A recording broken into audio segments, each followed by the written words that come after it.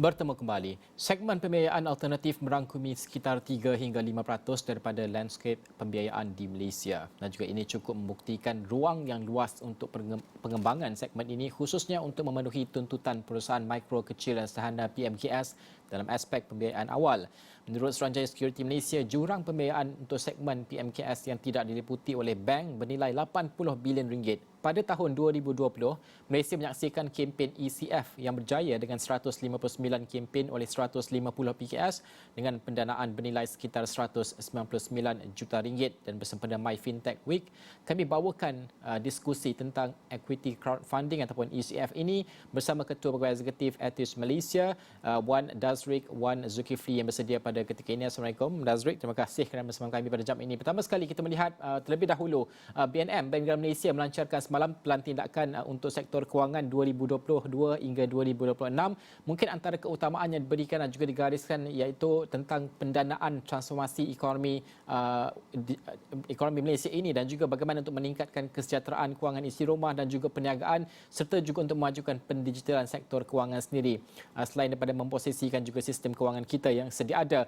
Bagaimana untuk kita melihat sebagai seorang peserta industri mungkin untuk Dazrik sendiri, fintech, bagaimana pandangan segera kepada apa yang diumumkan pelan tindakan ini dan bagaimana ia membantu mengukuhkan ekosistem terutamanya pasca pandemik?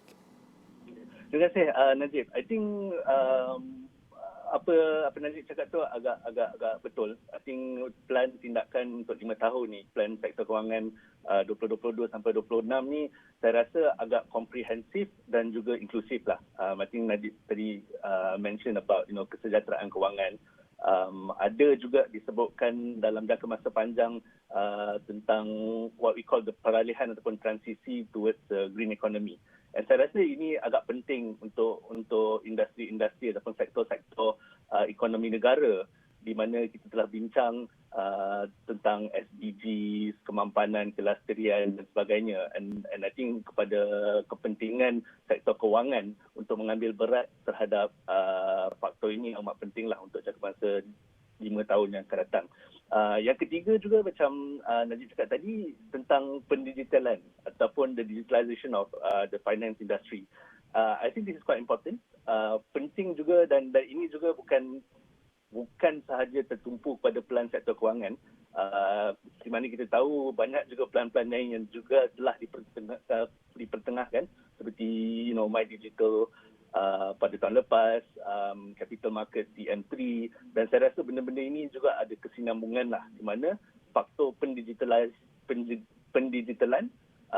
akan diperketengahkan khususnya kepada sektor kewangan lah. Jadi bagi saya agak komprehensif dan juga inklusif, bukan saja untuk jangka masa pendek masa kita discuss about kesejahteraan kewangan, tetapi peralihan transition towards the green economy as well as pendigitalan. I think itu penting. Tetapi seperti mana kita tahu, pelan hanyalah pelan. Apa yang penting adalah tindakan dan juga execution lah. Ya, itu yang kita nak lihat untuk dalam jangka masa 2, 3 dan juga 5 tahun yang akan datang.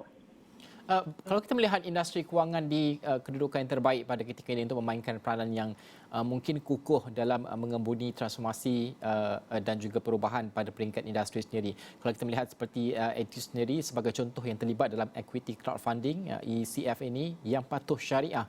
Mungkin bagaimana peranan platform seperti ini memainkan peranan yang cukup signifikan dalam memperkukuhkan sektor kewangan. Itu yang pertama, dan juga bagaimana mungkin platform seperti ini juga merapatkan jurang pendanaan sedia ada. Ya, kalau kita tengok, saya akan cuba jawab dalam 2 lapisan. Yang pertamanya dari segi faktor Islamic finance ataupun kewangan Islam ataupun patuh syariah lah. Dalam teras pembangunan, antara salah satu teras pembangunan dalam pelan tindakan, juga disebut aside from kesejahteraan kewangan, digitalization dan juga green economy, juga disebut bahawa melalui Islamic finance dipertengahkan what we call the advancement of value-based investment. Jadi di situ bukan saja dari landscape syariah so to speak, but dari elemen-elemen ataupun konsep-konsep dan prinsip-prinsip kewangan Islam juga mengambil peranan dalam membentuk kelestarian sektor keuangan dalam jangka masa yang akan datang lah. Kalau kita tahu Malaysia juga memainkan peranan penting dalam aspek Islamic finance dan juga halal industri. Jadi bukanlah benda yang baru bila kita speak about Islamic finance. Itu yang pertamanya. Yang keduanya, etis dan juga platform-platform seperti kami, the crowdfunding ataupun biaya sama. We are a disruptor lah. Sebagai fintech, kami memain peranan sebagai innovator kepada ekosistem keuangan. Etis specifically, kita punya aspirasi ataupun visi adalah to what we call circulate good lah. Di mana jadi dari sudut aspirasi kami bermatlamat untuk mendemokrasikan pendanaan ataupun peluang pendanaan. Di sini apa yang dimasukkan ialah di mana dah ada jurang untuk sebagai contoh MSME sebagai contoh, di mana kalau mereka dari golongan B40 ataupun M40, kemungkinan melalui sistem perbankan yang konvensional susah untuk mereka mendapat dana. Maybe sebab mereka memerlukan collateral dan sebagainya. Tetapi through crowdfunding, bukan sahaja dari Etis, tetapi platform-platform seperti Etis ataupun crowdfunding, dana itu mungkin boleh diperoleh atas dasar kepotensi ataupun kebolehan bisnes ataupun perniagaan-perniagaan mereka. Walaupun mereka tidak datang dari golongan yang mempunyai access to capital, tapi through digitalization, through crowdfunding, mereka mungkin juga boleh mendapat peluang pendanaan. Itu satu. Yang keduanya, daripada segi pelabur. Now, pelabur yang saya mention di sini adalah pelabur what we call a retail investor lah. Pelabur-pelabur kecil. Di mana mereka juga telah lihat, trend sebagai contoh, industri-industri dan sektor-sektor yang mungkin mereka nak melabur untuk jangka masa panjang. Walaupun mereka tak ada banyak duit ataupun capital, mereka ingin mencuba untuk melabur, mereka actually boleh cuba melalui platform-platform seperti crowdfunding lah. Jadi di situlah yang kita mention sebagai kita adalah disruptor, innovator so to speak, di mana kita cuba untuk memberi peluang pendanaan ataupun peluang untuk melabur kepada khalayak ramai, tak kisahlah lapisan masyarakat dari B40, M40 dan juga T20. Bagaimana untuk kita melihat pendanaan yang patuh syariah ini? Kerana dalam banyak aspek, segmen konvensional ini biasanya mengatasi segmen syariah. Mungkin apakah yang bentuk penambahbaikan yang kita perlukan untuk memacu lagi segmen yang patuh syariah ini? Ya, itu soalan umum. Sekarang ni saya panggil FAQ lah. I think dari stigmanya, bila kita cakap patuh syariah ataupun kewangan Islam, terdapat sistem persepsi bahawa ini adalah untuk golongan Muslim dan Muslimah sahaja. Itu tak benar. Kalau kita kaji dengan teliti, konsep syariah ataupun perbankan dan kewangan Islam banyak merangkumi elemen-elemen what we call now SDG lah, Sustainable Development Goal, di mana kita menitik beratkan elemen kemasyarakatan, faktor persekitaran dan juga the concept of true and just, adil dan saksamana. Ini juga transcend beyond just profit maximizing ataupun kewangan semata-mata. Ini ramai tak faham konsep apakah itu prinsip perbankan Islam, kenapa dia different from what we call the conventional capital lah, or shareholder capital. Kalau saya sarankan, kita wajar tengok syariah ni sebagai aspek pelaburan jangka masa panjang dan bukan kos jangka masa pendek. Banyak bisnes-bisnes sekarang mempunyai persepsi, kalau saya nak jadi patuh syariah, saya kena invest ataupun expand a bit more untuk dapatkan that certification of syariah compliant. Tapi itu tak betul. Kalau kita lihat, kalau bisnes yang ingin thrive in the SDG space, mempunyai elemen kemasyarakatan, faktor persekitaran dan being fair and just, especially masa-masa pandemik hari itu dan juga pasca pandemik, kita perlu tengok syariah ni sebagai pelaburan jangka masa panjang untuk kelestarian dan juga kesaksamaan bisnes-bisnes yang dijalankan. Itu pandangan saya lah, okay, terutamanya. Dasri, bagaimana untuk kita melihat kerana sasaran PNM juga adalah untuk melihat kepada greening finance ataupun financing green ini, dua perkara ini. Bagaimana mungkin platform ECF sebagai contoh boleh memainkan peranan yang penting untuk menerapkan nilai ESG sebagai contoh atau padanan sedia ada syarikat dan juga perniagaan bersandarkan kepada ESG. Bagaimana untuk penilaian ini berlaku? Yeah. I think seperti mana konsep digitalization ataupun pengadaptasian digital, what it does actually telah mengacceleratekan atau mempercepatkan ataupun create agency for what we call the sustainable development goals lah. Dari platform ECF, apa yang kita dapat prihatin ataupun prihati buat masa sekarang, not just through activation platform dan juga platform-platform yang lain, banyak projek-projek yang menjerumus kepada what we call the green projects telah menceburi dalam bidang crowdfunding. Di situ ini dapat secara tak langsung memberi sort of emphasis ataupun fokus kepada para pelabur, pada halayak ramai di mana mereka ingin tengok itu sustainable financing ataupun green financing, boleh terus ke platform dan mencuba. Mereka maybe tak akan melabur dah banyak, maybe dalam ratusan ringgit walaupun bukan berpuluh-puluh ribu ataupun bermilion-milion ringgit. Tetapi di sini kita dapat lihat there's what I call the market forces lah, the demand and supply, di mana ada businesses yang telah mula menceburi bidang dalam sustainable projects. Ada pelabur yang juga telah menyatakan minat ataupun terus invest dalam this sustainable financing lah. Sebagai contoh, tahun lepas di Atis platform kami actually berjaya meraih dana untuk company yang dipanggil Jim. Mereka melakukan projek renewable energy dan mereka telah berjaya meraih dalam lingkungan RM1 juta. Walaupun mereka agak baru, tetapi kita lihat dari halayak ramai, ada para pelabur-pelabur kecil ataupun besar telah cuba melabur dalam projek-projek seperti ini ataupun bisnes-bisnes seperti ini. Jadi kalau untuk menjawab soalan Najib tadi, I think ECF through platform-platform digital telah mempercepatkan peluang pelaburan ataupun meraih dana daripada sektor-sektor renewable, sustainability, kelasterian dan juga green lah.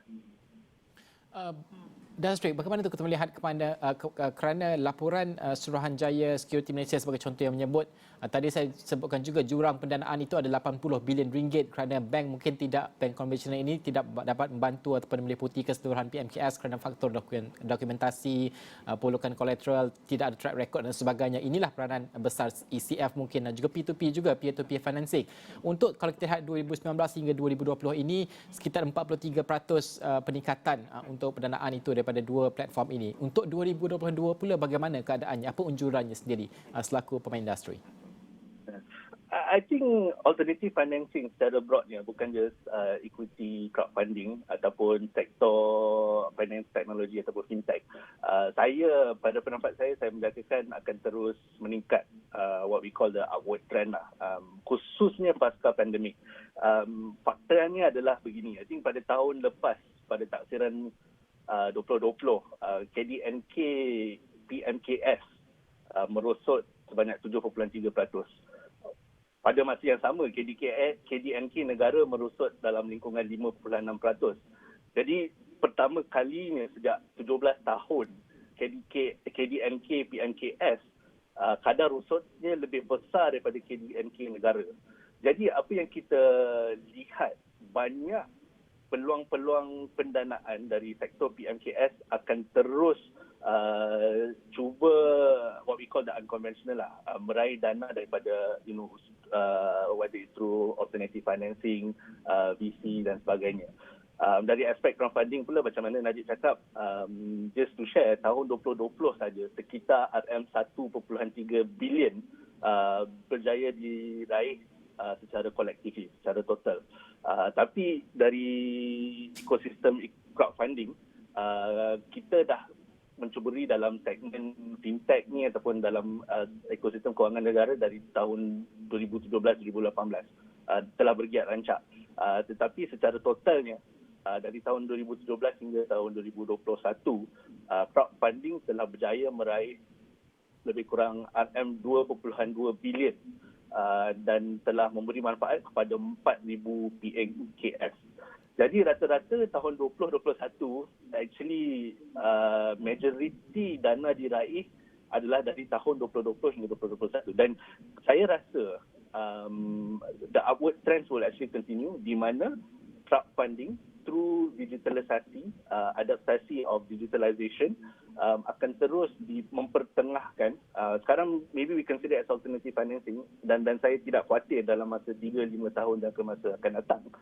It can be a mainstream kerana kita juga lihat majoriti yang melabur dalam crowdfunding ataupun yang menjerumus dalam crowdfunding rata-ratanya adalah pelabur daripada golongan muda 35 tahun yang ke bawah dan golongan ini tak semestinya pernah pergi ke bank physically tetapi mereka lebih gemar melabur melalui platform-platform digital dan ini menjadi penanda aras bahawa ada potensi untuk pemain-pemain fintech ataupun peranan-peranan digital dalam membangunkan sektor kewangan negara. Jadi saya rasa we are on the upward trend. Dasri, kita berbaki 2 minit lagi. Dalam konteks mengurus risiko PMKS, terutamanya ketika pandemik ini, bagaimana untuk kita melihat keseimbangan itu diimbangi oleh ECF sendiri seperti ETIS sendiri untuk memberikan wang kepada PKS sebagai contoh dan juga pada masa yang sama untuk menjaga pelabur juga. Bagaimana ini dilakukan dalam tempoh sukar ketika ini? Ya, bagus soalan tu. I think dalam pelan kewangan negara pun ada disebut tentang elemen-elemen yang Najib pun perkatakan lah. Satu dari segi panduan, garis panduan ataupun perundangan di mana di sini diselia oleh Suruhanjaya Security Commission Malaysia. In fact, for ETIS dan juga kita punya peers, kita juga diselia di bawah what we call the RMO lah, Regulated or Recognized Market Operator and the Security Commission. So yang pertamanya, dari segi perundangan mesti ada effectiveness to raise awareness and also guidelines lah. Dari keduanya, ETIS specifically, ya kita buat due diligence, screening dan sebagainya. Tetapi kita mempertengahkan konsep macam saya cakap tadi, patuh syariah dan Islamic finance lah, di mana kita menitik beratkan what we call the exposure of risk and reward towards an investment lah. Kita mempertengahkan konsep adil, ihsan dan saksamana. Saya nak cakap juga Najib, I think with every investment ada elemen risk and reward. Platform-platform seperti kami, kita bukan nak eliminate the risk, tetapi kita nak tolong para pelabur, para usahawan yang nak meraih dana mendapatkan information yang cukup so that they can make informed decision towards diorang punya investment lah. Itu peranan kami, especially melalui platform-platform digital yang mana banyak information, banyak data yang boleh diraih through platform-platform digital. Kami nak make sure we give a good, reasonable and also as much disclosure for investors dan juga business owners lah sebelum mereka meraih dana ataupun ingin melabur. Okey. Dazrik, terima kasih kerana meluangkan masa bersama dengan Niaga Awani pada pagi ini. Kita menghargai pandangan tersebut. Banyak yang kita belajar dan juga orang ramai saya kira di luar sana juga belajar tentang ECF ini dan juga bagaimana bersama dengan My Fintech Week ini, apa yang kita fokus ECF, P2P financing dan banyak lagi perkara-perkara di bawah fintech ini akan terus menjadi tumpuan Astro Awani sepanjang minggu ini. Sekian saja untuk jam ini. Saya Najib Arif. Assalamualaikum dan salam hormat.